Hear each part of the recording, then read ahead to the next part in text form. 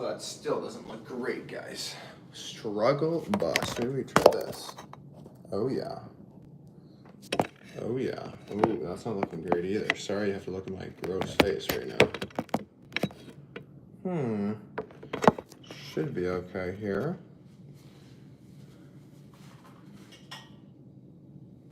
I think that's good enough, guys. What do you think? Tripod's not really going to work today because I forgot the hook to it. So we're going to have to settle for the whiteboard holder thing. What's going on, guys? Hope you're doing great. We're going to string a racket today. String my racket. Greetings, Mr. Sweden. Nice to see you in here. What's up, Rich? No holiday decorations. Yeah, we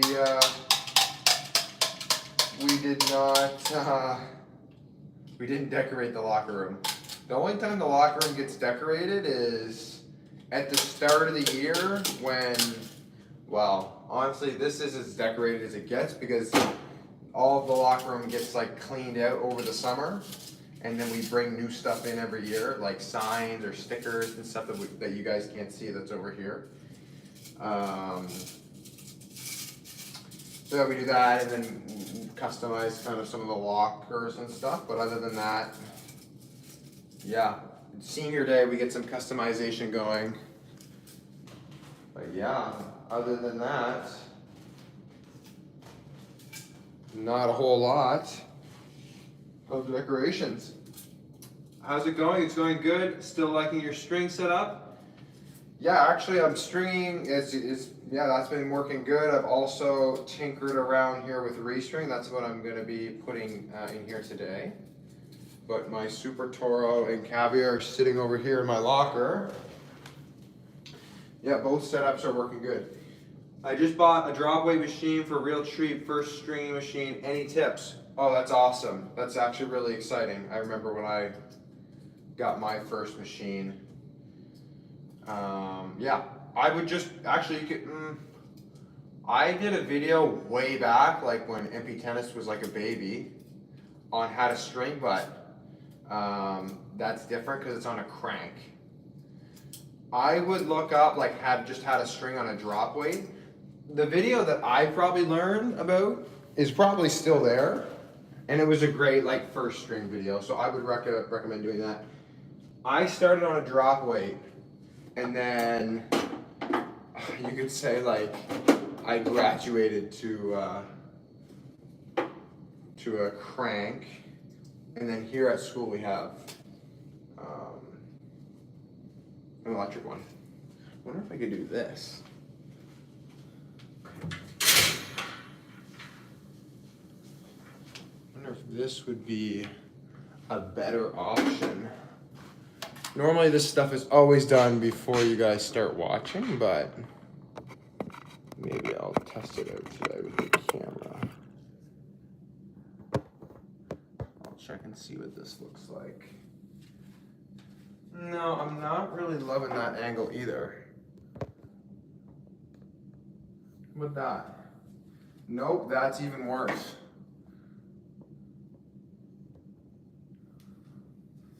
How do we look here? That's better. That's better. Yeah, that's better.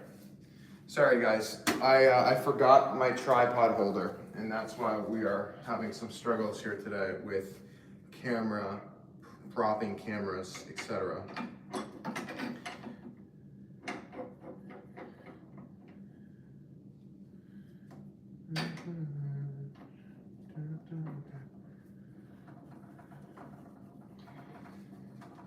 I'm only stringing for myself. Greeting from the Netherlands. Greetings. Nice to see you. I've got some friends in the Netherlands, and I actually can. No, I can't speak. I can count to 10 in Dutch because I have we have some Dutch. We have a Dutch girl on our team too right now. So I learned to count to 10, which is very exciting for me.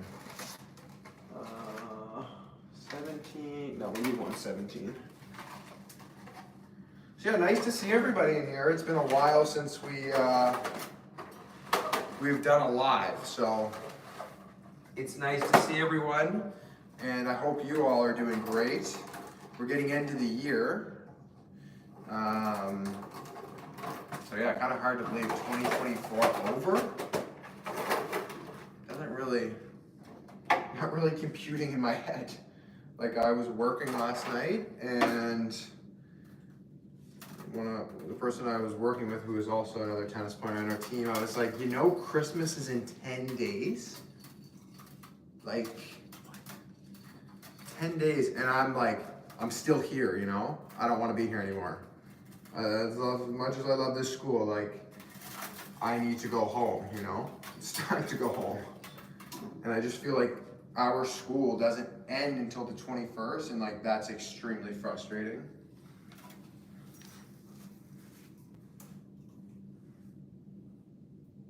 I just think that that's just too late, you know? A lot of schools are getting like a month off. And we've never gotten a month off because we run off of our online calendar, which is another stupid thing. But yeah, only get 2 weeks for Christmas break, and I gotta leave on the 21st.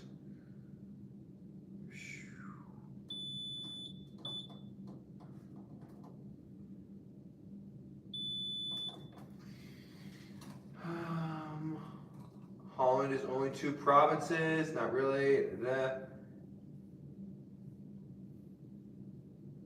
Yeah, man, I'm right there with you. I'm also tired of school. And the worst part for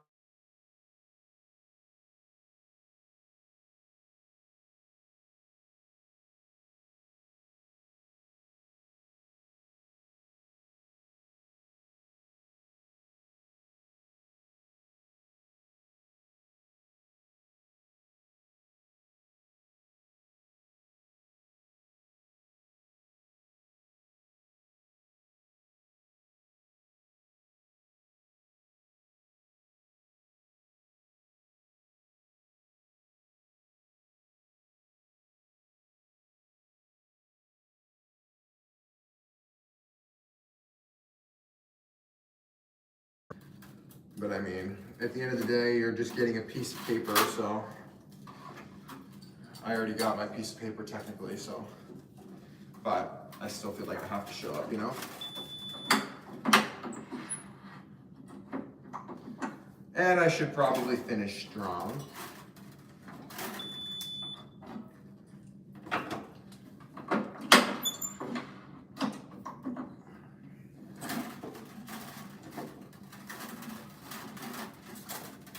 Guys, can you not hear me? What's going on? Sorry.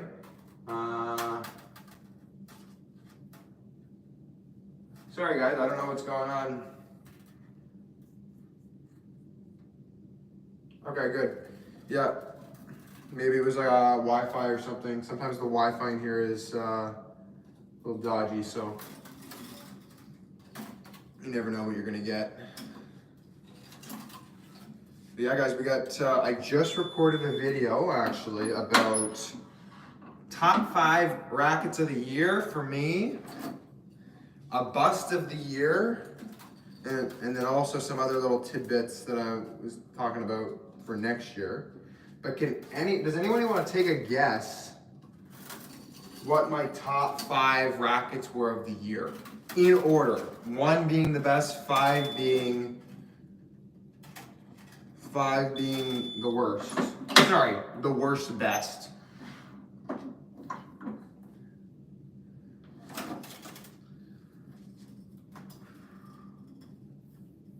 You are paid millions to say head rackets are the best? Bro, I wish. Man, this is crazy. Like, I'm just a college kid. I think a lot of people are confused sometimes that, like, I ain't no millionaire, you know? Like, I just make YouTube videos. If Head paid me, wow, you would probably know. Because I would be promoting Head like left, right, and center. Not to say that there's that there's not a Head racket on the list, because there is a Head racket on the list, but it's just like, yeah, no. I really wish I was getting paid millions by Head.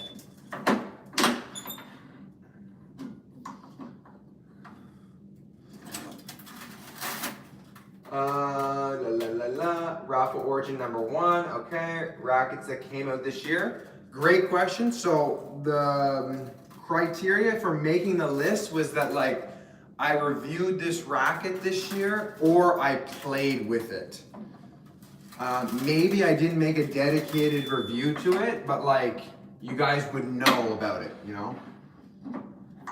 Also, I feel like this year there weren't like tons of rackets that like came out. I feel like this upcoming year is going to be crazy. I feel like rackets are like the same as tech. Like you'll have like some parts of the year or some years where, you know, there's no updates to this device, there's no update to that device, but then all of a sudden, 1 year in 1 month, it's like they're dropping headphones and they're dropping earbuds and they're dropping new phones and it's just crazy. So I feel like rackets are kind of like that. I feel like there wasn't a ton of rackets that came out this year. RF worst, okay. Oops, extreme raffle whiteout. I'm definitely getting a head gravity tour in January. Nice. I did talk about that in the video because I mentioned 5, or I should know now, I'm forgetting now. It was either 4 or 5 racket lines that I'm excited to talk about in 2025. So that'll be cool. Pumped about that.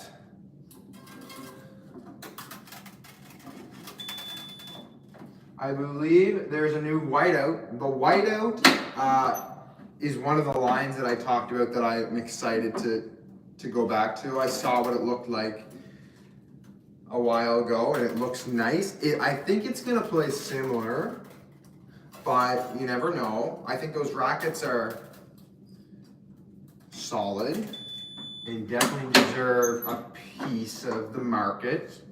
If that makes sense. People should like that racket, it should buy it because it is good enough. I don't know about a blackout though. I didn't see anything on blackouts. The new Radical looks like an old Prestige. Talked about that.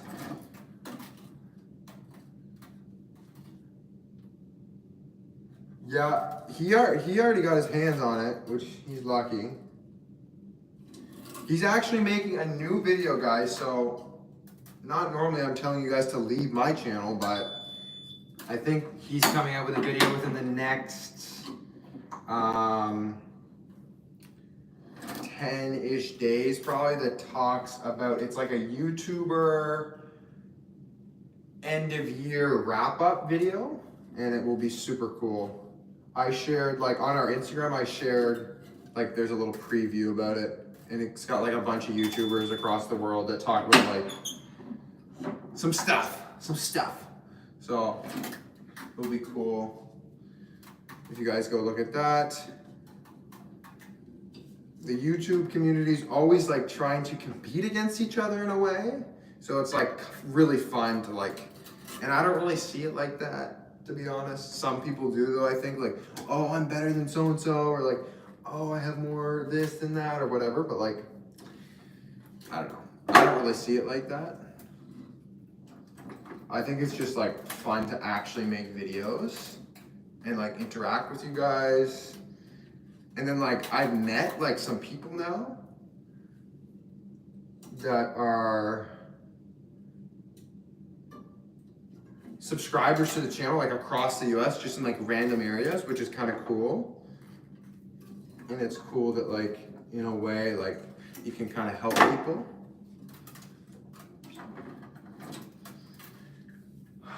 Yo, what's up, Mr. Tom Smith? Did you see Caru's video about the cost prize money? That was interesting. I mean, to be honest, I feel like I don't really need to watch it. Like I know what it's like. It's not nice. But I know that he had a great year. And I should watch it, but I just actually haven't had the time just because this past week was busy with like finals and stuff. But I'm gonna guess that he still barely broke even or was in the red. It's so expensive, guys. And people don't understand that. And Caru is, what is he now? Like he's literally top 300 in the world or something close like that. And homie's still not making a living, which is ridiculous because he's good. It's stupid. It's a topic that gets me extremely riled up because people don't understand that people are dedicating their life to this sport, and like the money's just shit. So somebody like that is losing money. In order to like really make money, I think you have to be inside the top 100. It's so hard. And like, I think the reason why he's still going is like, he's making money on YouTube, and he's also, he's probably gotten some sponsors, right? That help him go, which is a main driver for a lot of these guys. Like, to travel around and play futures is like insanely expensive. Like, thousands and thousands and thousands of dollars.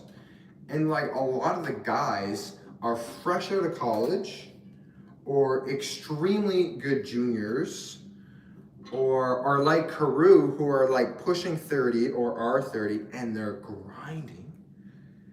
And like they don't have like it's tough to have like a job and make it. Like, it doesn't work like that, you know? Like, I can't go sit in a cubicle for 6 months of the year and then be like, oh yeah, I'm gonna go play in a 250 or like a challenger or even a futures, you know? It's very tough. You need to have your level at a certain level. You need to sustain the level. You need to be able to win. And even if you're winning like futures and challengers, you're cashing in a couple K. That's not that much, you know? So the money's extremely weak. But if it sounds bad, and I know like some people don't love like live golf, but like tennis really needs that. And I know some people even maybe on here are gonna be like, yo, I totally disagree with you, Cade, like horrible idea. But tennis like sucks. Like, for people like me that like want to try, and I'm not like a millionaire, and I'm not like a 15 UTR right now, like if we have to use a rating scale, like really tough, you know? So like if there was money in events or people that were willing to give more money to players to help survive, literally survive, right? Like it's like I'm telling you, even when I'm going to like the small futures and I'm driving there, it's like, it ain't living the high life, you know? You stay in like an okay hotel, you have to eat like semi-okay, so that's expensive. Because if you eat like a dog shit, then like you're gonna play bad.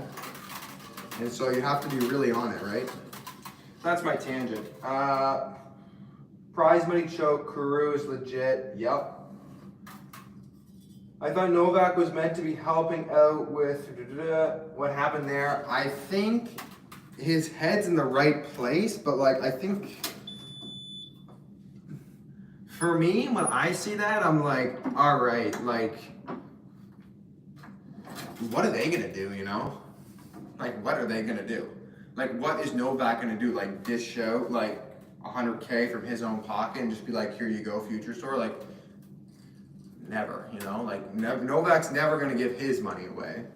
And like, he can say, oh yeah, I believe so-and-so and this tour should get more money and it's not fair. And he might mean it, but like, at the end of the day, like, that's an ATP thing and a Challenger Tour and an ITF thing, you know?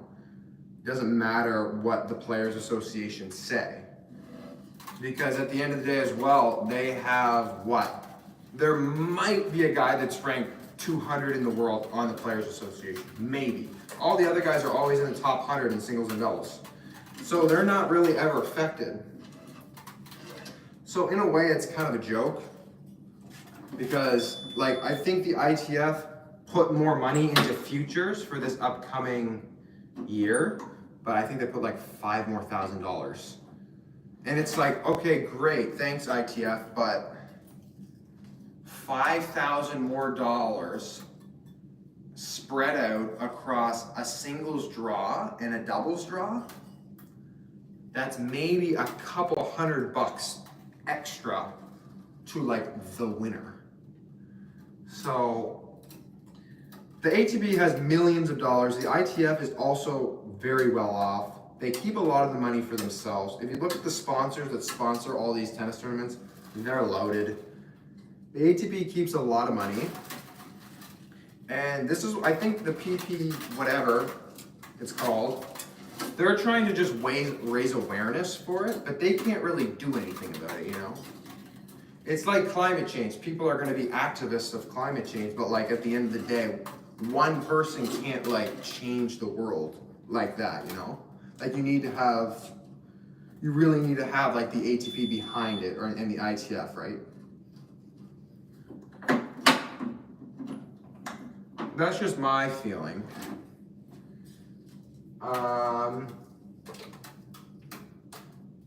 It's all about the slams, the Master 1000, maybe the 500 events for good money. Absolutely, absolutely. And think about like all these top guys that are playing like charity events, or not charity events, like exhibition is what I mean, not charity. And it's like, Alcaraz played one like last week or something in New York. And it's like, oh yeah, here's like a couple mil for one match. Carlos could go out there hungover and play with his left hand, and he would still get the friggin' 2 mil. So, you know, like those guys are doing totally fine. It's really the guys that are outside the top 100. Top players should strike, then the tennis authorities might listen, take action. Hey, you're right, but the problem is they are never gonna strike, the top players. Why would they ever strike? They're doing just fine, right? They're making over 6 figs every year, the top guys. Always, always, always. Unless they gamble it away, which I don't think they're doing, you know? But it's very interesting. It's super interesting. And it's pretty much the same with the WTA. It's very tough there as well. Novak was sponsoring some players from Serbia. You know what? He probably was. He probably was. I would believe that. I didn't hear about that, but I would definitely believe it. How long with lessons does it take a beginner to keep a rally going and play doubles? Great question. It depends on the person. And it depends on the person, because if you're super athletic and you've always played other sports and your hand-eye is good, then you'll naturally be able to keep a rally and learn quicker. But for some other people, it might take like 2 months to actually be able to play, you know? Sometimes people, like I know, like for example, a lot of hockey players play tennis for like a couple days and then they can just play. Same with like baseball guys, right? Or even like a couple of soccer guys that move really good, they have good feeling in their feet. They can get away with playing sometimes, like with us for fun, if they want to. So it really depends on the person, you know, and also your coach and how much you're playing. But for some people, you know, it could be right away that you could go play. But for others, it might take months, so you actually can have a good rally and play dubs. And guys, if you are you're watching and you're enjoying, I don't think, unfortunately, we're going to get to the 10K goal.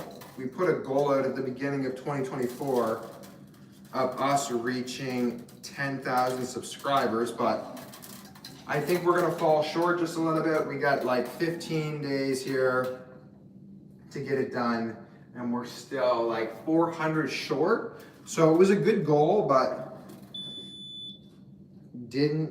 we're not quite going to get there, I don't think.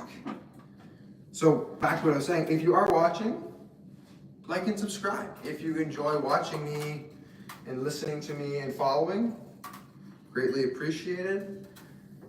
Saudi Arabia got money. Wow, for sure they have money, and that's why I think that if they did create some sort of, whether it's a mini tour or if it's like an amateur tour or something, you know, for the guys that are ranked really like 300 and back, could go earn money there. And maybe it's not, maybe they don't play there the whole year. They play there for 1 month.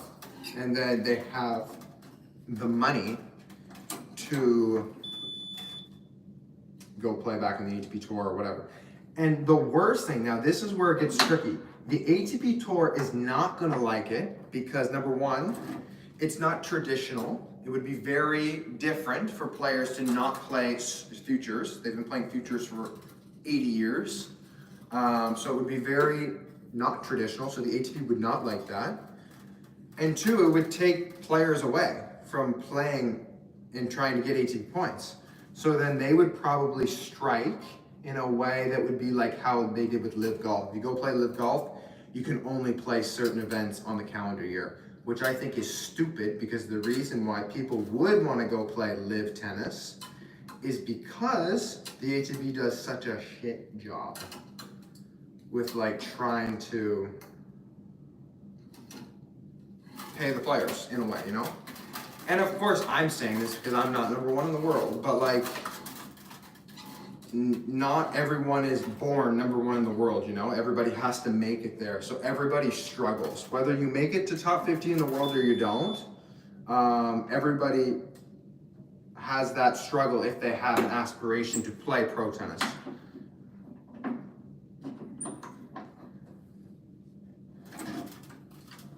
New gravity design, it looks vintage because of the gloss. Love the gloss, love it. I'm such a sucker for tennis rackets that are glossy. I'm trying to find some of the boys, if we have any that are even in here. Here's this thing that's like matte, but it's not gloss. There's none that are in here, really. I mean, a couple of the boys have some extremes in here. We got some, I mean, on these speeds, they were a little glossy here, or actually a little here too, but it's mostly matte. I guess the blade, I don't know if no, the blade's not glossy. The Pure Drive is also not really glossy, you know? I think glossy rackets are just way better, way better. Yeah, way better.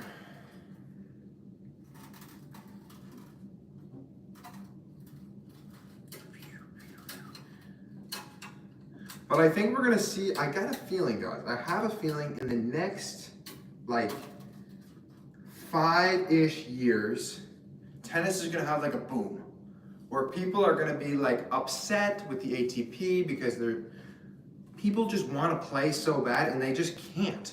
And like, I like what UTR is doing, they try these PTT tournaments, but like, let's be real, like they're not really going anywhere. And like, I'm pretty sure UTR is probably close to like not making enough money right now. I just have that feeling, you know, like, I don't know. Something about UTR is like, it wouldn't surprise me if they like went under in 2 years, which would be really sad because I feel like they make a good product for a lot of people. UTR is really good for like club players, but like, a lot of guys that are playing futures don't want to play the PTT events because you have to have a certain rating to get in. So let's say you're like a 12, you can't get in to the PTTs because you're not a 12-5. Unless the draw is not big enough, which doesn't really happen because they just end up kicking you out anyways. And like, there's been times where I like signed up and like, I'm not a 12-5, but like, they kicked me out and then like, I don't even know if they ended up having the event, you know? So it's like, a little weird. So it would be nice if like, there was a secondary option that was like viable and you could play. Like with hockey, you have the NHL and then you have the AHL and then you have the East Coast Hockey League and then you have like leagues in Europe and leagues in Asia and you can play in Russia and you know, like, you can play literally all over the world and make money. That's what I'm talking about here. People don't have the opportunity to play tennis and make a living from it when you're like actually really good. You know, like Carousel is really good and he is losing money. there's something wrong with that, you know? And it's the same for the girls, exact same for the girls. I would be talking about the girls too, but I'm just not a girl, so it's the same for them. They have, you know, it's equal prize money now. It probably used to be worse for them because it was not equal prize money for years. Is it rare that a frame comes glossy stock? I don't know why brands don't do it more often. I think because the glossiness is like prestigious, it's like nice, it's elegant, and they like to save that look for like pro stock rackets. And like, I feel like 90% of pros are using glossy frames because the feel is better with them too. A lot of people find the feels better with glossy frames, but like, and the gloss stands out on TV more because the light shines off the gloss and it makes this kind of like shiny look. So it makes the rackets look kind of better. That makes sense. But I don't know really why they don't sell more of them. It looks great. It looks great. Maybe it costs more too to make the rackets glossy. I don't know. Aren't there money tennis leagues in Germany and other parts of Europe? Yes, that's a good point. There are. Germany has it. There's also Italian club tennis. I believe there's club tennis in Austria as well. But it's just like, here's the thing. And this is something I ran into. And it's crazy because I would make a video about this, but like I feel like nobody actually cares.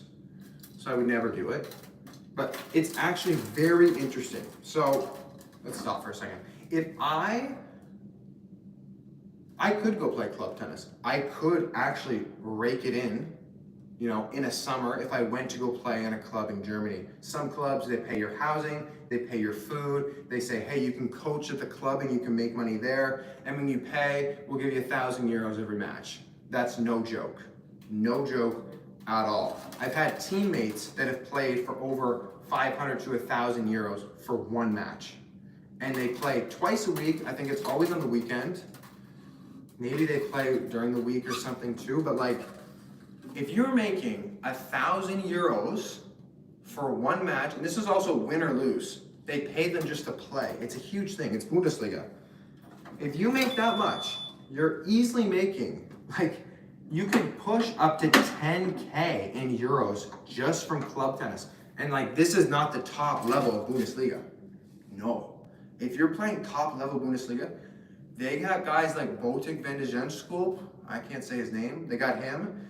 They got like old pros, like they've had Big Datus play, Cole Schreiber, all these older guys, they'll come play and they'll just shake off the rust and they make 20,000 euros just to play. So there is a ton of money in club tennis across Europe. However, they allow one foreigner per team. One. So if I want to go play German club tennis, I need to have an extremely good connection in Europe, and I need to have a friend that's probably German that I could play with. And that's really tough because, like, for me, I don't think I want to just show up to a random place in Germany when I don't know the language that well, I don't know the area that well, and yeah, I would just show up. Yeah, I would maybe make money to play, but like I might be miserable, you know? And it's very tough because I wanted to do it with a friend this year to go play together and play doubles because that would be super cool and you would get paid as a doubles team, but we can't because he's American and I'm Canadian. So they wouldn't take us. And this is for all club tennis. I think just Austria, Germany, and Italy. The other countries, you don't get paid as much, so I don't know. So then it's not really worth it. But like, club tennis is a crazy thing. It's a great idea. I love that they do it. It's just, it's really hard for like Americans, Canadians, or like North American and South American folk that want to go play to do it because you have to learn the language. And if they already have a foreigner or an international, you can't play. It's like a club rule at a lot of clubs.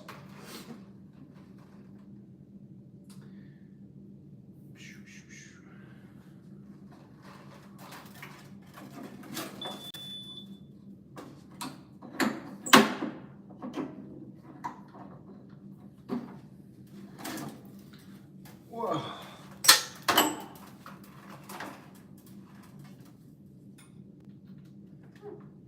Japan has talented leagues. I've never heard about Japan in club tennis. That's kind of cool.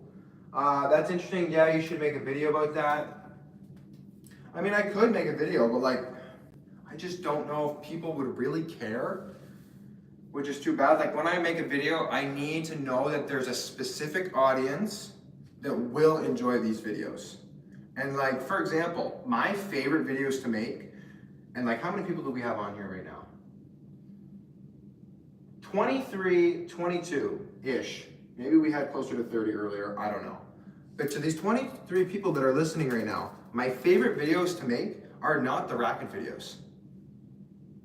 They're not. I love to play with new rackets, but they're not my favorite. Okay?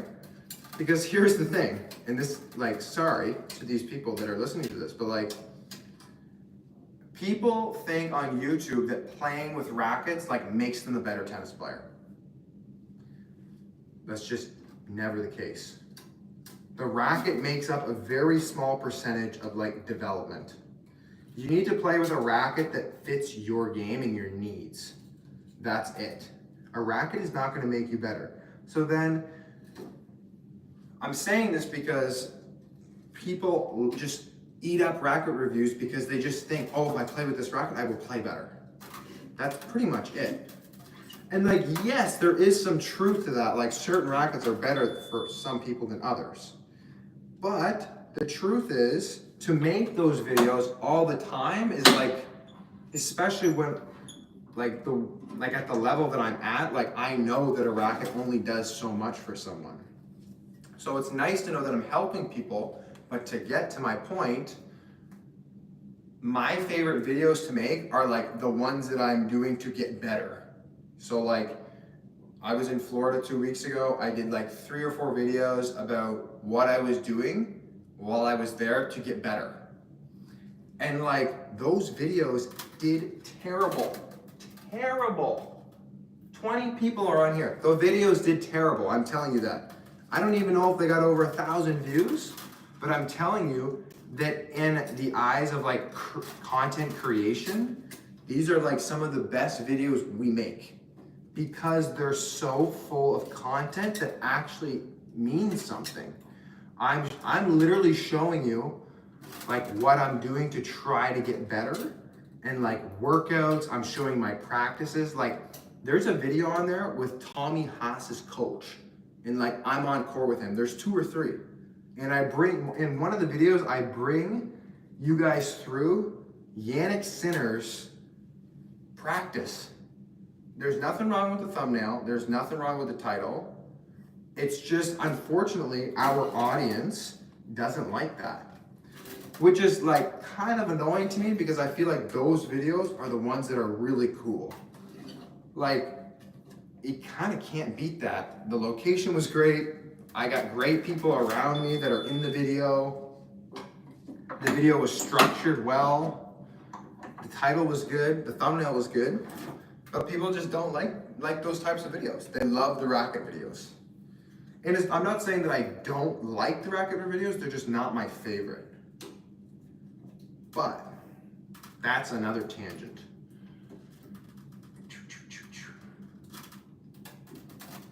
Hello, ma'am. I have a previous generation extreme. Should I switch to the one you have? Have you added weight to your head? You know, it's tough to say. If your racket is beat up, then I would say switch. But if your racket is not beat up, there's no need to switch. See, this is the thing too about rackets. People feel like they need to switch as soon as the new one comes out. I played with my old extremes, and like once they were destroyed, and also there was new rackets that have been coming out for a while. Pros play with rackets for years and years until they change to the new one. Or sometimes they never change, but they just change the paint job. But yeah, if you're enjoying your one, try and find the old version and buy it again, new. Because if you know you really like that racket, then you'll get another 2 years out of it, you know? So only buy it if your rackets are like really beat up. I do have weight in my head too, I know you asked that. Also, if you want to know like the custom specs, I have a video about that on the channel, so check that out. Shade Slayer 7, if you're still on here, you said I like those videos. Which videos are you referring to? The workout ones? Because like, I love making those. I really do. They're fairly easy. I mean, I do have to bring the camera like everywhere with me, but like I don't mind doing that.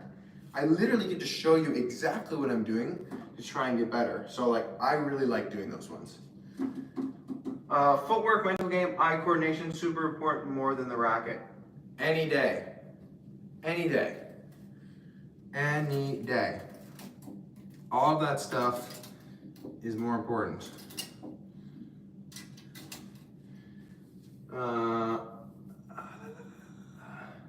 Temcom, not to call them out, but they market the rackets like they're a player solution.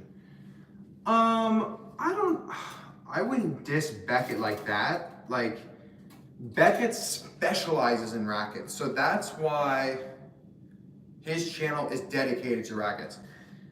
So for him, it makes sense to only talk about rackets. Beckett's never gonna talk about shoes, because why would Beckett talk about shoes? Because there's ProDoc Zach, you know?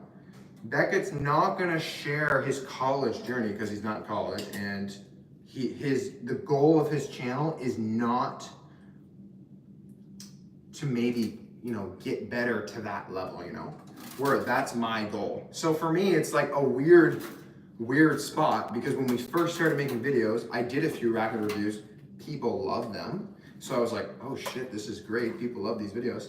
But like really the goal of the channel is like to bring you along like my tennis journey. And there is some light to that, because people do like the pro videos. Like when I bring the camera to Montreal, to Quebec City, people like that, I think. When I went to Bakersfield, people like that. Those videos have like a couple thousand views. They're not crazy, but like they do okay. But the work that is required to get there, people don't like those videos, which is interesting. Okay, I'm really glad that you like that. I wish more people turned out for those videos, actually. Did you mention Yannick Sinner in the title? Maybe I did, maybe I didn't. I like Tencom, no disrespect, just saying what no, I know what you mean. I do know what you mean. The only reason why I was kind of defending him a bit, it was like, because like that's what his specialty is, so he should make videos about that, if you know what I mean. And like, rackets can make a difference, they can. For me, it's just like, if you want to be a pro tennis player, which some people are actively trying to do, which we talked about earlier, and unfortunately they're not getting paid enough, there's a lot that's required. You gotta practice, you gotta be fit, you gotta eat good, you gotta be mentally tough. Like all those things are required. Like they're required. Novak Djokovic could go out and play with Rafa's racket and he would still destroy me, you know? So it's like, to a degree, the racket does matter, you know, like, but it's not the number one thing, you know? But I understand why people love the rackets. Because it's an easy out. People don't like to work hard.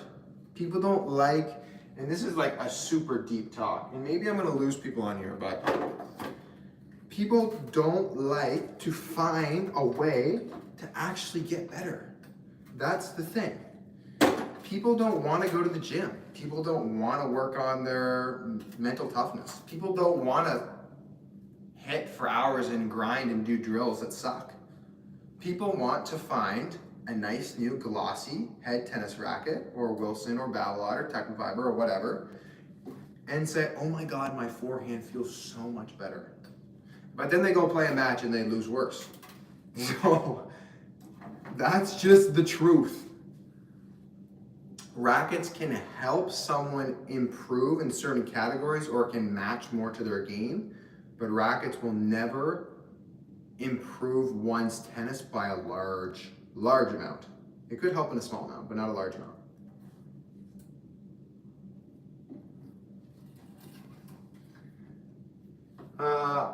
The racket will only take you so far. Yes, I enjoy those videos. I enjoy those workout videos. Got to be fit if you want to play tennis. Besides, it gives me ideas on what I need to do.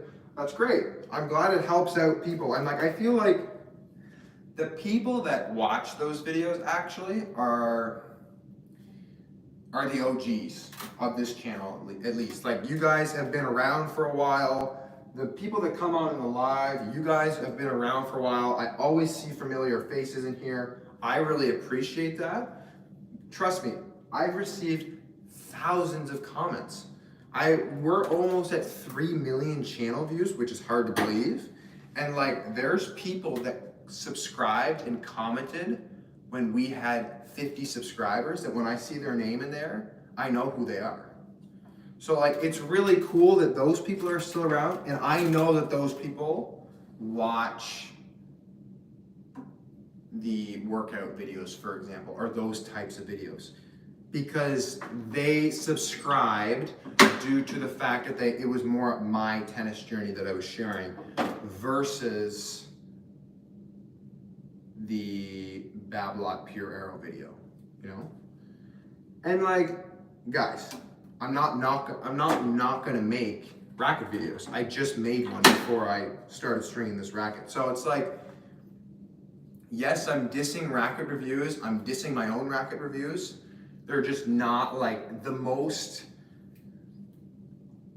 exciting videos to make from a content perspective. Because I feel in a way, and this is why I say this in my videos, rackets are getting really good, you know? Companies know how to make a tennis racket. From year to year, there's not always big changes. Sometimes there is, and sometimes the rackets are amazing, but it's too bad because they're very redundant. You talk about the same things every racket video. It's how did it play in this area? How did it play in this area? Why did it do this? Why did it not do this? And I don't know, it's just really, really interesting. But I know that a lot of our base likes those videos. And I still do like making them. It's just I like making other videos too. But sometimes people hate those videos because they're just not really on it. But yeah, guys, we got some restring sync in here. We're gonna wrap up. I'll answer some more questions though. It's about 4 o'clock right here. I'm not really doing anything today, so if you guys want to throw some questions in there, I'm happy to answer. Still rocking the Extreme Pro. Hopefully get this out on court tomorrow and play with it. I haven't played a ton in the last week just because we're in a lull period of no practice really, because it's NCAA rules, and also it's hard to get court time this time of the year at our indoor, and also we have finals and stuff right now. So a lot of the boys are busy, but hopefully we can get out this week a little bit before I go home, because I am headed home on the 21st, so in 6 days-ish. Basically, the racket industry is a total racket. Yes. The real ones love the workout vids. Thank you, Rich. I also have your restring already in my bag, so when I'm home, I will give you some of that restring 0. Has anyone read the book The Racket? I've never heard of it. Do you guys ever want to play the Essential Tennis guys and crush them to build your fan base? Lol lol.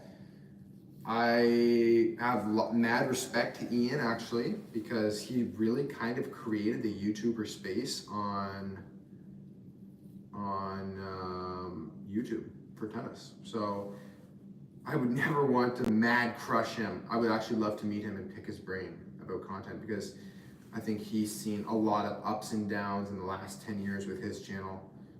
So it'd be great to ask him what works for him, what doesn't work for him, etc.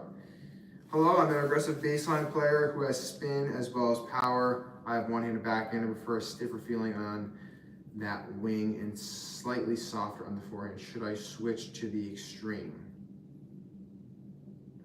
Yeah, I mean, the first thing that I would recommend is you should demo it. You should never get a racket that you didn't demo. So it seems like it could work for you. I mean, Musetti plays with the extreme. It's just painted to not look like it. He has a one-handed backhand. So I think if you try it out and you like it, I'd say go for it. But then also have some other options if you want to try some other rackets. There will probably be a time in the future when one racket does literally everything. Probably. I think we're probably close to there. That'll be interesting. That might not be for another 20 years though, maybe. Because I think it's going to take time for people to actually realize that the rackets are so good.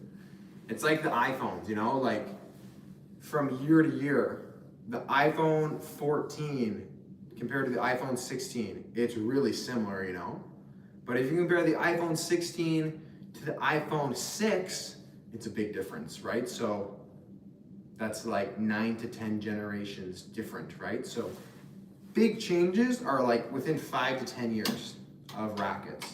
So that's why I just said earlier, somebody asked about updating the new extreme, and I was like, oh, no. You don't need to if you don't want to. The rackets that are from 1 to 2 years ago work great still, right? And you know what? You get them for 50% off now, so why not? The new book to Racket is the story of a former ATP player who never made it big, an Irish guy whose name escapes just now. His name's Connor Nyland. I mean, look it up. Connor Nyland. Cool. I do see him here.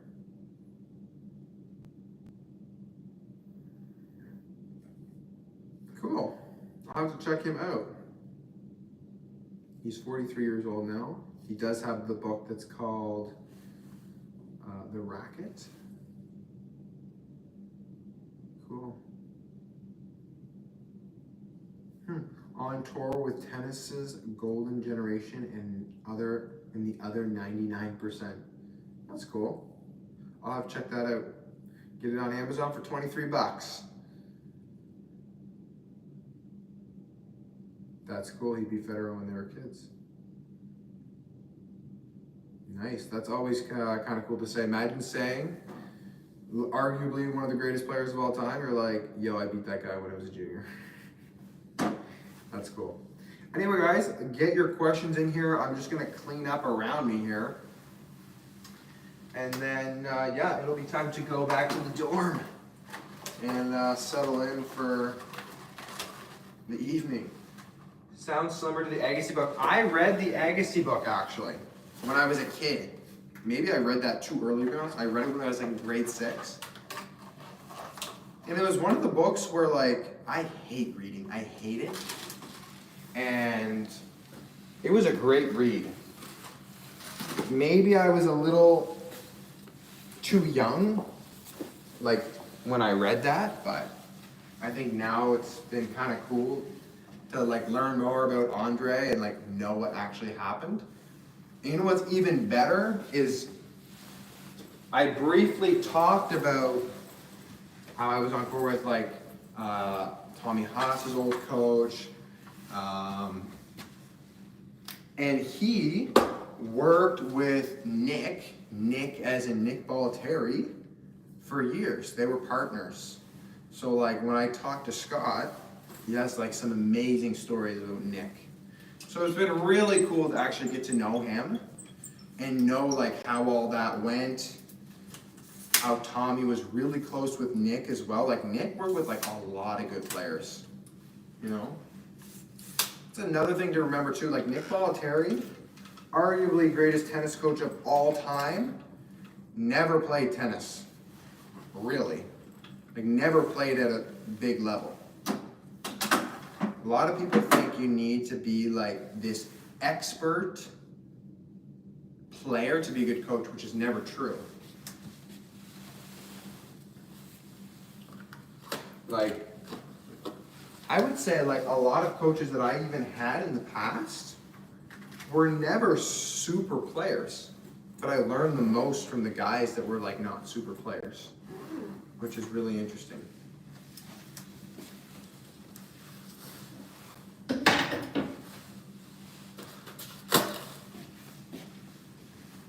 I read the Racket in 2 sittings and I don't read much either. Do you think Murray will make a good coach? You know what?